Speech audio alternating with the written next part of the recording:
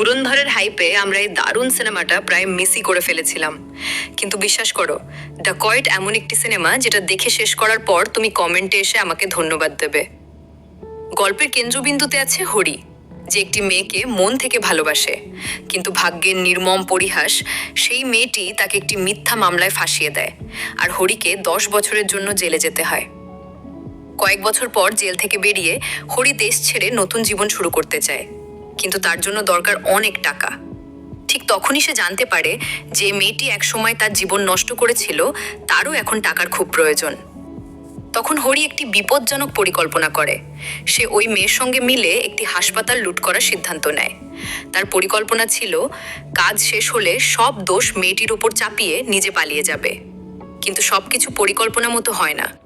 গল্প এমন এক মোড় নেয় যেখানে হরির নিজের প্ল্যানই তার বিরুদ্ধে চলে যায়।